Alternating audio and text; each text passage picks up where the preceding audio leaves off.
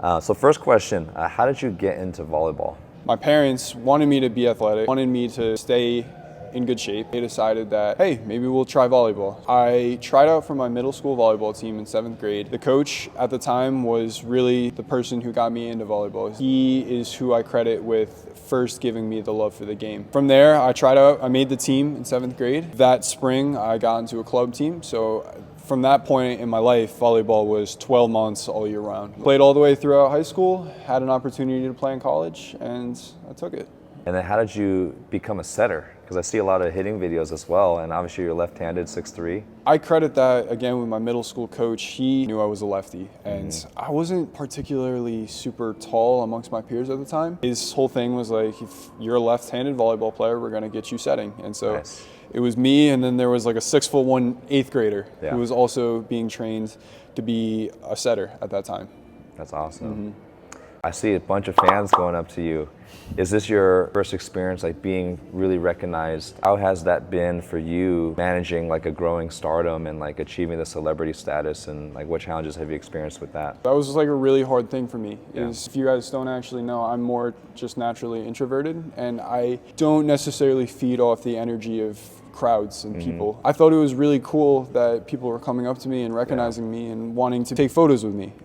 But part of that just made me just a little uncomfortable because I didn't necessarily want that attention. I've grown in a way where I get to look at it and appreciate it for what it is. Some of these fans who come up and take photos with me, it's like in one way or another, I've been able to create a positive influence for people to look up to and just associate with the game of volleyball. And I think that's really cool. If you ever see me in public, don't be afraid to come up and ask for a photo. I'd be more than willing to do it because it's cool, you know? Yeah, you never know what that one interaction will do for somebody. I'm really grateful for people like Reed Pretty, Matt Anderson, people that I think model that you can be a good person, you could be a champion, and you don't have to be a douchebag.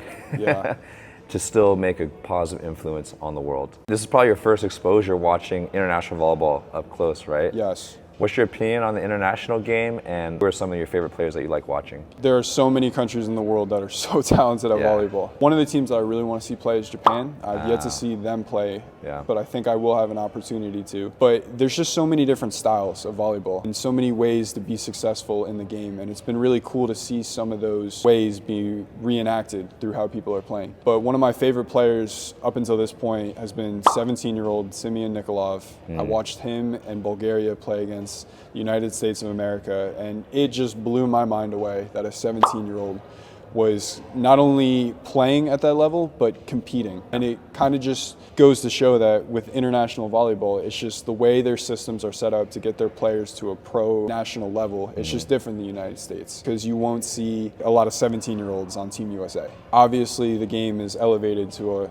entirely new level, and it's just opened my eyes to see that. And I also noticed you have Korean tattoos. Yes. So I think for a lot of people that don't know what your cultural background is, can you talk a little bit more about that? My mother was from South Korea originally. She was born there, and then at a very young age, she was adopted into a family from Michigan. When I got the tattoos, they are done in South Korean. This one says Psalms 121:2, and this one says, "My help comes from the Lord, the maker of heaven and earth." So it's the reference and then the verse. I wouldn't say I'm super engaged like with my South Korean heritage, but I love my mother, and she has been there for me every step of the way. So this was more of a way for me to pay homage to her more than it was embracing my inner Korean culture, if that makes sense. Yeah, that makes a lot of sense. That's really beautiful. So you talk about your faith. You want to share a little bit about that? So those are inspired by your faith? My dad, he was a pastor. So I grew up in the church. That was from the very beginning of my life, that was always a part of me, was my faith. Growing up, it was just figuring out what my own identity was in my faith rather than just taking